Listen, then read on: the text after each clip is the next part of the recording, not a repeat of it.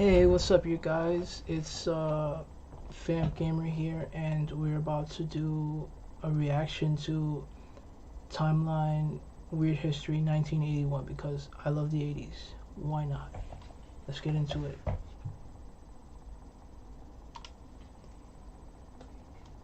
"1981. Early into the decade, and things were moving fast. Okay, units, travel plans. I need to be in New York on Monday, LA on Tuesday, New York on Wednesday, LA on Thursday, New York on Friday. Got it? Got it. Well, maybe not that fast. Just a year into the budding 80s, 1981 would see a slew of new heroes. So I'm sure to get most of the vitamins I need. Iconic catchphrases. Pardon me, would you have any Grey Poupon? And some of our most important cultural discoveries. And everybody still talks about the fucking McRib. What'd you say this was again? Today, we're chronicling 1981 from January to December and talking about the news, culture, sports, and entertainment, and all that was weird in the year. This is Timeline.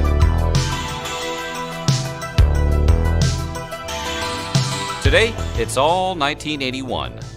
But before we get going, be sure to subscribe to the Weird History channel and let us know in the comments below your favorite 80s memory. Now, are you ready to get on to 81? That's fattening. And it's crazy, like, I've always loved Mountain Dew, but I had no idea it was a brand from the 80s. And I've always loved Mountain Dew. This is 1981. On January 12th, Dynasty premiered, and America was introduced to the Carringtons, a filthy rich family from Denver, Colorado. Good evening, Mrs. Carrington. And how is your... It just makes me think of 1980s Empire, but for rich white people. day been? Dynasty was created to counter another show about filthy rich people, with the wildly successful Dallas on I've heard so much about it, but never seemed interesting to me. CBS. Flash forward to December 4th. CBS would counter ABC's counter with Lorenzo Lamas and the show Falcon Crest, a show about filthy rich people, but this time they're in Napa Valley. Chase is of the opinion that vineyard is his to keep. You know you ought to let me handle this. On January 16th, while claiming he was walking out of a Detroit bar, ex-heavyweight champion Leon Spinks was jumped and cold-cocked by robbers. Police say Spinks reported his assailants left him naked. When Leon regained his senses, he found out the muggers had stolen not only $45,000 of jewelry, but also his gold teeth. Everybody has tried to kill me for my gold teeth, so yeah, because you're attached to me. So I completely understand you. I understand, like, why he would be so upset. Like, I would die if I lose my whole fucking mouth just for my gold teeth. We're not sure if they got the fillings as well. Sticking with boxing, 3 days later on January 19th, the greatest of all time might apply to Muhammad Ali's non-boxing life, when on January 19th, the ex-heavyweight champ literally talked a man off the ledge. It was in Los Angeles when a despondent man threatened to jump off a high-rise building. Ali drove down to the building and talked to the man, telling him, "You're my brother. I love you, and I couldn't lie to you." Soon after, Ali put his arm around the man and guided him back inside. We'll see Ali again by the end of the year. On January 20th, Iran released 52 Americans who had... Fucking Iran. Since the 80s, Iran has been fucking crazy? Jesus Christ. No disrespect. Don't bomb me. ...had been held hostage for 444 days, just minutes after the presidency had been passed from Jimmy Carter to Ronald Reagan. The hostages were placed on a plane in Tehran as Reagan delivered his inaugural address. Some of the hostages are physically and mentally tired. 2 of them are said to be having difficulty walking. With gold wing doors and a stainless... Oh my fucking god, I love DeLorean. Like, I don't have a license because I can fly. Like, I don't need a car, but if I can have a DeLorean, like, I would have a DeLorean. Ever since Back to the Future. Steel body, the DeLorean was probably the most 80s car ever. The DeLorean. Gull-wing doors rise effortlessly, beckoning you inside. The car would be forever etched in our pop culture hearts when Dr. Emmett Brown transformed the DeLorean into a time machine when Back to the Future premiered on July 3rd, 1985. 88 miles per hour! February proved that life is indeed a stage as the Canadian power rock trio Rush released Moving Pictures on the 12th. After this, air drumming would never be the same. As the SNL cast took the main stage for their goodnights on February 21st, Charlene Tilton asked Charlie Rocket how he felt being shot. It was a callback to an earlier Dallas skit during the show, where Rocket played the recently assassinated J.R. Ewing. I'll get that Charlie Rocket if it's the last thing I ever do. Rocket told Tilton, "Oh man, it's the first time I've ever been shot in my life. I'd like to know who did it." Whoops. Yeah, back then it was a big deal to curse on TV, apparently. Rocket was fired before the season finale.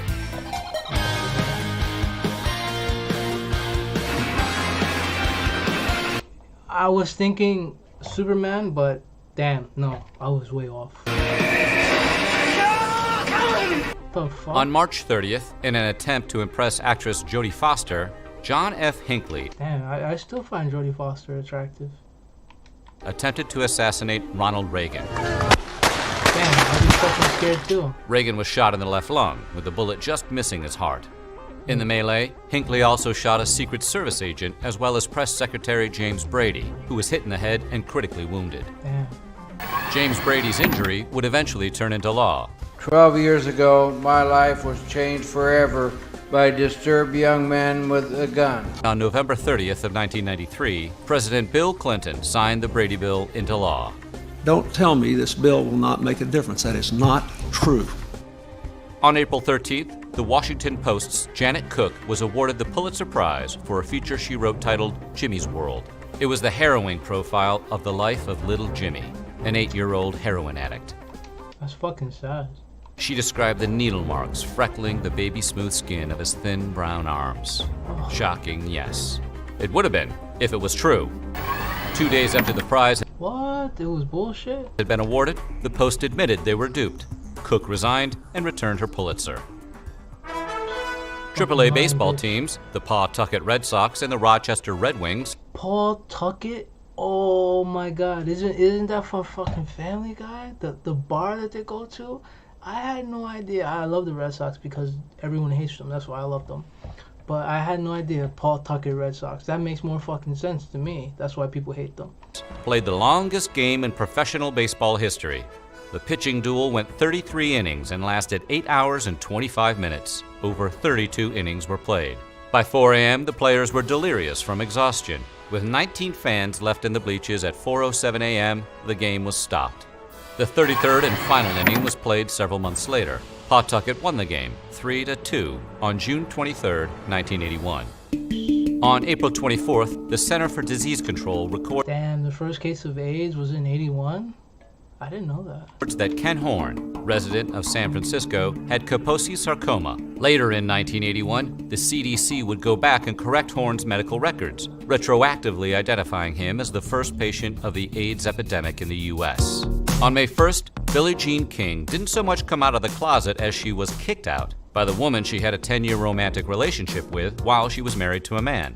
King, already a world-class tennis champion with 5 Wimbledon titles under her belt when on May 2nd, Marilyn Barnett filed a palimony lawsuit for lifetime support. But you know, I mean, she looks like a dyke, so like, why is it such a big deal if you're gay? If you're gay, you're gay. Like, does that mean you have to stop living your career? Like, I mean, they still have people like that. I mean, some people, you know, but it was 1980s. It should have been a good year, so no one should care about that shit.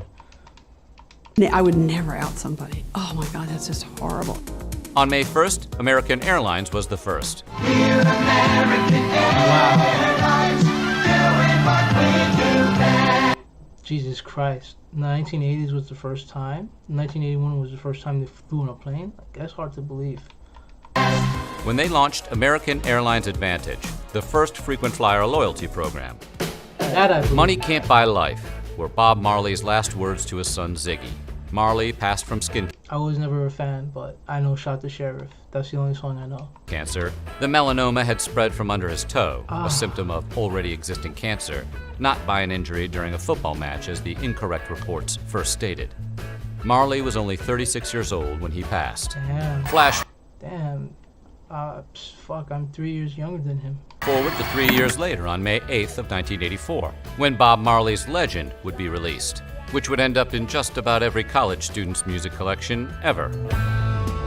On May 13th in St. Peter's Square in Vatican City, Mehmet Ali Agca attempted to assassinate Pope John Paul II. The Pope was struck 4 times, suffering severe blood loss. Agca was immediately apprehended. Willing to turn the other cheek, the Pope visited Agca in the prison cell he was to spend the rest of his life. That's fucking, that's a big deal. Like, you should remember that. Wow. You go to the person and you say, I forgive you for shooting me? That's fucking crazy. They spoke privately for some time, and the Pope said they became friends. The Pope later requested Agca's pardon in 2000, which Italian officials granted. He said this week that he'd applied for Polish citizenship, but had been... Damn, like, that Pope was from God. Just right there, you forgave him like that. You even wanted him free. Wow. Turned down. Originally written in 1974 for Rod Stewart, Betty Davis Eyes by Kim Carnes would hit #1 on May 16th and stay on the charts for the next 9 weeks. You'll find me. Like, I know who Betty Davis is because, like, it's just a famous name, but at first I didn't know who, like, she was. And then I saw a picture and I was like, wow, I understand why people find her attractive. Even as an old lady, she still looked good. But, I mean, like, I've never seen any of her movies. Or remember if I have, but, you know. What is it? Who Forgot About Baby Jane? Like, that's one everyone keeps talking about because, you know, like, horror-related stuff I do, so yeah. Rib in the middle is swimming in sauce. Oh my god, I still want to try one. I want to try a McRib. It's McRib! Very few fast food culinary creations have quite the lore around them as the McRib. It comes back, it disappears. It comes back, it disappears. Just the fucking relationship it has with McDonald's is crazy.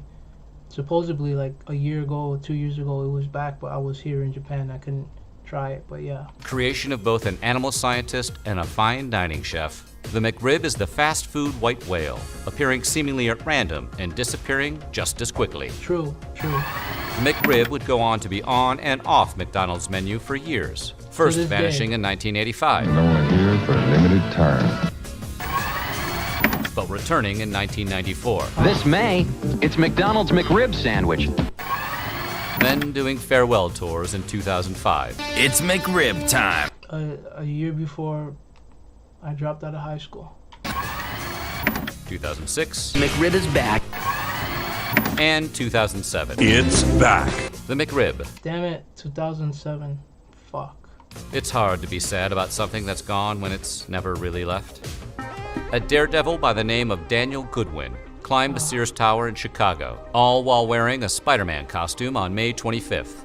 Goodwin was able to climb the 1,454-foot, 110-story building, not from being bitten by a radioactive spider, but by using suction cups and hooks. After he triumphantly reached the summit of Sears, Goodwin was greeted with handcuffs. Spider-Man was charged with misconduct, criminal trespass, and criminal damage to property. Dan Goodwin has captured the imagination of the public as well as Sears. The month of June featured a mix of famous media moments. Sometimes I feel I'm scared to live. Snakes. Raiders of the Lost Ark. I don't even remember if I saw that one, but my favorite one was Temple of Doom. Why did it have to be snakes? You cannot be serious! That ball was on the line! Chalk flew up!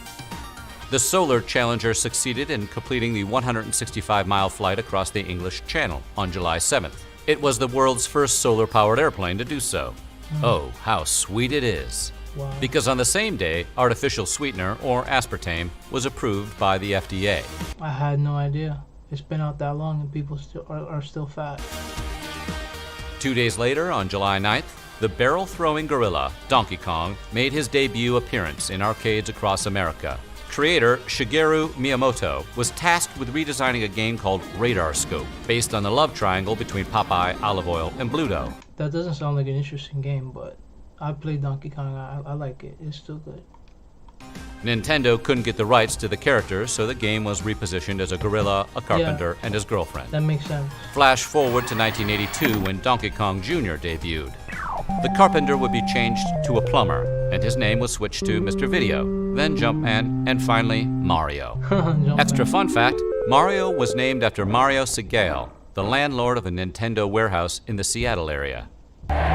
Kurt Russell stars as Snake Plissken in John Carpenter. And, you know, like, isn't Snake Plissken based on Metal Gear Solid Snake? Because, like, that's what it reminds me of. And I've never seen this, by the way. Science fiction action classic, Escape from New York.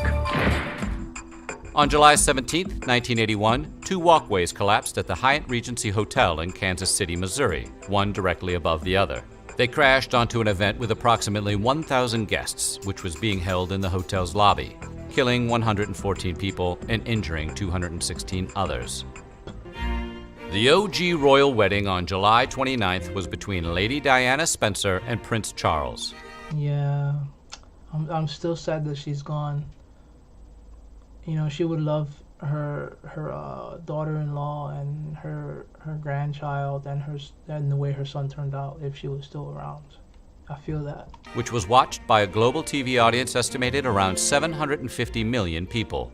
This storybook franchise would last until August 28th, when Di and Charles's divorce settlement was finalized. Tragedy would strike almost a year to the day later when Di perished in an automobile accident in Paris in late August of 1997. The Mercedes 600 carrying the princess, her Egyptian companion Dodi El-Fayed, emerged from the tunnel a complete crumpled wreck. If any network defined the 80s, it was... Fuck. That's why I still love MTV. I had no idea it started in the 80s. MTV. This is it. Welcome to MTV Music Television. On August 1st, they began their run. Back when they actually featured music videos, the network debuted the appropriately titled video, Video Killed the Radio Star. Brooke Shields. Damn, she still looks good. Martin Hewitt. Endless Love. On August 3rd, 1981, the Air Traffic Controllers Union declared a strike. Reagan declared their strike a peril to national safety and ordered them back to work. If they do not report for work within 48 hours, they have forfeited their jobs and will be terminated. Only 1,300 of the nearly 13,000 controllers returned. How did Reagan respond? 2 days later, on August 5th, Reagan fired the 11,345 striking air traffic controllers who had ignored the order and banned them from federal service for life. The great communicator indeed. Staying with Reagan, 1 day later on August 4th, 1981, Oliver North was assigned to the White House's National Security Council, where he served as a lobbyist, focusing his efforts on Central America. We may hear back from Oliver in the coming years. Foreshadowing. The IBM Personal Computer, commonly known as the reason why I fucking love Microsoft. You know, if Microsoft didn't make the computer, I wouldn't be doing this right now, or even be playing an Xbox for that matter. So you gotta show respect to it. The IBM PC was introduced on August 12th, No, I'm sorry, that's not Microsoft. That's IBM. I don't know anything about IBM. I really thought that was Microsoft. 1981. IBM made its personal computer to help a person. That's the shit from fucking Fallout. Be more productive. If your family owned one in the 80s, you were considered a neighborhood legend. You know, who knows? It may be the world's biggest backyard fence to talk over before long. The first woman to the highest court in the United States, Sandra Day O'Connor was nominated to the Supreme Court by President Reagan on August 19th. The only significant opposition has come from abortion opponents. The subject of abortion is a valid one, in my view, for legislative action, subject to any constitutional restraints or limitations. Hanna-Barbera, who shaped America's animated life. I used to watch that as a kid. I always thought it was weird, but it was kind of cool. Eyes with Yogi Bear, the Jetsons, and Hong. The Jetsons will always be my favorite from Hanna-Barbera, besides Scooby-Doo and Johnny Quest, I believe. Kung Fu struck blue gold. I love Hong Kong Fu also. With the introduction of Papa Smurf, Brainy, and Smurfette on September 12th, 1981. La la la la la la. I just didn't know that it started in the 80s. La la la la la. Now try to get that out of your head. I'll get you. I'll get all of you if it's the last thing I ever do. Switching channels, 2 days later on September 14th. What you are witnessing is real. The People's Court. the Honorable Judge Joseph Wapner. If you had the dog on a leash. Rusty, his faithful bailiff. I've seen it out of bull in court. And mild-mannered announcer Doug Llewellyn. Don't resort to taking the law into your own hands. With a debut lineup for the long-running People's Court. Los Angeles Dodgers pitcher and rookie phenom Fernando Valenzuela threw his 8th shutout of the season, tying a 68-year-old record set in 1913 by Reb Russell of the Chicago White Sox. Recorded by Olivia Newton-John and released as a single. Let's get physical, physical. I wanna get physical. Yeah, I've heard that song so many times. On September 28th. I love the music video also. Physical not only flew to #1 on the US Billboard Hot 100, it stayed there for 10 weeks, an 80s record. Wow. Sticking with music, a relatively unknown multi-instrumentalist by I'm not gonna say I'm a fan, but I'm aware of his antics. the name of Prince was the opener for the Rolling Stones at the Coliseum in Los Angeles. The Sun-Baked Stones audience was rowdy, booing Prince off the stage, pelting him with bottles, fruit, coins, and food. Flash forward to June 25th, 1984, when Purple...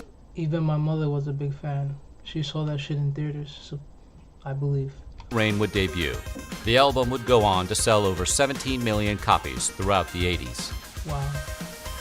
On October 20th, the Weather Underground organization, commonly known as the Weather Underground, had 3 of its members arrested after the robbery of a Brinks armored car at the Nanuet Mall in Nanuet, New York. The trio stole $1.6 million in cash, killed a Brinks guard, 2 police officers, and wounded several bystanders. Jesus Christ. Although Lars Ulrich met James Hetfield 5 months earlier when he answered an ad the drummer placed in The Recycler, looking for other metal musicians to jam with, Metallica became a band on October 28, 1981. The band would play its first gig on March 14, 1982, at Radio City in Anaheim, California. I can't say I'm a fan, but their music is pretty good. A couple months later, after they recruited Dave Mustaine as their lead guitarist. On November 16, 1981, soap opera General Hospital presented the marriage of Luke and Laura, which was watched by 30 million viewers and remains the highest-rated hour in American daytime soap opera history. Have no idea.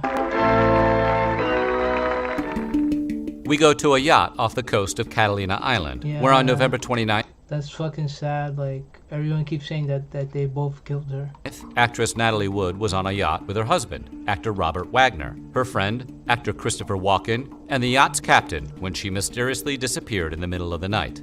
Wood's body was found a mile away the next morning, and her death was ruled an accidental drowning, despite a litany of suspicious facts and contradictory accounts from her 3 companions. Now, we've said from the beginning that we don't think she was knocked unconscious when she went in the water. The LA County coroner ruled Natalie Wood's death that it was an accidental drowning. However, when the case was reopened in 2011, the new report could not conclude whether or not Wood's injuries were accidental. Wagner and Walken have always maintained they don't know what happened. Her cause of death was changed from accidental drowning to undetermined. They need to do that shit about Marilyn Monroe. Like, she didn't kill herself, someone killed her. True crime. After spending nearly 5 months on the run, adult film star John Holmes was arrested in Florida on December 4th, 1981, for his involvement in the June 29th home invasion, armed robbery, and murder of a small gang of big-time drug dealers, which would become known as the Wonderland Murders. It was on December 11th, Muhammad Ali's days as a boxer ended with a loss to Trevor Berbick. It was estimated that the champ, who was already showing signs of Parkinson's in 1981, had absorbed 200,000 hits during his career. Unanimous decision for Trevor Berbick. As far as Trevor Berbick goes, we'll see his part in the boxing record books later, but that's for another year. We're going to 1982 next, where a future sports icon would get his first shot on the biggest stage. A weatherman from Indiana would change late-night TV, and America would start dancing to zombies. Until then, this has been Weird History's Timeline. Got a deal, good. I'm putting you down to deal with Dick. Dick, what's the deal with the deal? Are we dealing? We're dealing. David's a deal with Don Dork and Dick. So what do you think? What was your favorite memory of 1981? Let us know in the comments below. And while you're at it, check out some of these other only about the 1980s videos from our Weird History. Thank you guys.